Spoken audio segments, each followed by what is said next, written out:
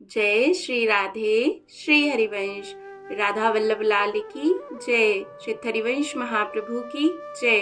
परम पूज्य गुरुदेव महाराज की जय जय हो। बहुत बहुत स्वागत है आप सभी का रसिक अनन्य माल में।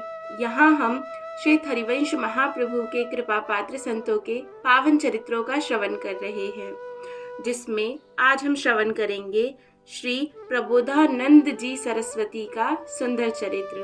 पर इसे शुरू करने से पहले एक बार प्राणों से प्यारे नाम को गा लेते हैं। मेरे साथ साथ आप भी गाइए। जय जय राधा वल्लभ श्री हरिवंश, जय जय श्री वृंदावन श्री वन चंद्र, जय जय। जय जय श्री राधे। श्री हरिवंश। तो चलिए शुरू करते हैं श्री प्रबोधानंद जी सरस्वती का सुंदर चरित्र। प्रबोधानंद जी एक सन्यासी थे। ये किसी शून्य मत उपासी गुरु के शिष्य थे।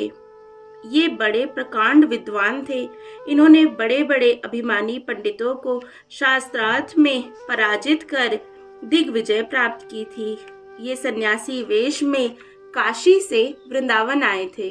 यहाँ आकर ये सभी मंदिरों में गए, सभी आचार्यों से मिले, उनसे शास्त्र चर्चा की तथा सभी के मतों का भली प्रकार से अध्ययन किया। किंतु इनके मन ने किसी के मत को स्वीकार नहीं किया। एक दिन इनकी भेंट अचानक श्री हित जी महाराज के शिष्य परमानंद दास जी से हुई और दोनों के मध्य वार्तालाप होने लगी। परमानंद दास जी का चरित्र, इससे पहले का जो चरित्र है वो परमानंद दास जी का है। अगर आपने श्रवण नहीं किया हो तो जरूर कर ले। परमानंद दास जी ने इन्हें निर्गुण निराकार ब्रह्म और सगुण साकार ब्रह्म से पृथक नित्य विहार के विषय में बताया। सर्वथा अश्रुत और श्रुति विमग्य प्रेम किंवा रस तत्व की चर्चा से प्रबोधानंद जी की बुद्धि पंगु तो हो ही गई, किंतु विवादी प्रकृति होने के कारण इनका मन पूर्णतः सुस्थिर नहीं हुआ और इन्होंने उसका प्रत्यक्ष प्रमाण मांगा। यहाँ पर जब परमानंद दास जी ने इनको निर्गुण और सगुण ब्रह्म की बात नहीं कही, उन्होंने नित्य विहार की बात कही, जहाँ पर प्रिया प्रीतम अपनी सहचरियों के साथ नित्य विहार करते रहते हैं। प्रेममयी लीलाएं जहाँ पर चलती रहती है। तो क्योंकि प्रबोधानंद जी जो हैं वो सन्यासी हैं, ज्ञानी हैं, प्रकांड विद्वान हैं और दूसरा शास्त्रार्थ में बड़ी रुचि रखते हैं, तो उनका जो मस्तिष्क था वो इस बात को एक्सेप्ट नहीं कर पा रहा था कि नहीं, ऐसे कैसे, ये आप कुछ भी कह रहे हैं और अगर ये सच है तो मुझे उसका प्रमाण दिखाओ। परमानंद दास जी ने श्रुति स्मृति आगम निगम पुराण एवं इतिहास आदि ग्रंथों से उस परात्पर तत्व को प्रमाणित करते हुए मानसरोवर की चर्चा भी की। साथ ही यह भी बताया कि वहां पर नाहरमल आदि रसिक जनों को नित्य विहारी के दर्शन हुए हैं। मानसरोवर की रीति सुनकर प्रबोधानंद जी के मन में कुछ श्रद्धा और प्रीति तो उत्पन्न हुई, किंतु पूर्ण विश्वास नहीं हुआ। अतः परीक्षा करने के लक्ष्य से ये वैशाख शुक्ल पूर्णिमा के दिन मानसरोवर पहुंचे। वहां के लता द्रुम, खग मृग, गोधन वृंद और सरोवर के दर्शन करके इनका मन बड़ा प्रसन्न हुआ। ये रात्रि में वहीं ठहर गए। 2 घड़ी रात बीतने पर वह स्थल अधिकाधिक नीरव एवं निर्जन होने लगा तथा वहां एक भयानक उदासी का वातावरण सा छा गया। अब वहीं पर विषधर सर्प डोल रहे थे और कहीं पर प्राणघातक सिंगनी गरज रहे थे, किंतु ये विचलित नहीं हुए और निर्भय होकर वहीं जमे रहे। थोड़ी देर में जोर की आंधी के साथ काली काली घटाओं ने जल वर्षा करके वातावरण ही बदल दिया। शीतल मंद सुगंध वायु बहने लगी। पवन का सुखद स्पर्श पाकर इन्हें गहरी नींद आ गई। वस्तुतः यह कुंज बिहारी की ही लीला थी। उन्होंने यह सोचकर कि यह जीव अभी यहाँ रहने का अधिकारी नहीं है, अभी इसके मन में बहुत कचाई है। इसने अभी तक किसी रसिक का आश्रय ग्रहण नहीं किया है। इन्हें निद्रावस्था में ही वहां से हटाकर इनकी मथुरा स्थित कुटी में पहुंचा दिया। अर्थात भगवान ने ऐसा किया। जगने पर इन्हें मानसरोवर की संपूर्ण घटना याद आ गई। अब इनके मन ने स्वीकार कर लिया कि परमानंद दास जी द्वारा कथित नित्य विहार परम सत्य है। मानसरोवर निश्चय ही युगल के नित्य विहार का स्थल है और उनको दर्शन का पात्र, और कहते हैं कि मुझको दर्शन का पात्र ना समझकर उन्होंने मुझे यहाँ भेज दिया है। ये तत्काल परमानंद जी के पास गए और उनसे भाव विभोर होकर कहा कि मानसरोवर के बारे में आपने ठीक ही बताया था। आपके वचन प्रामाणिक हैं।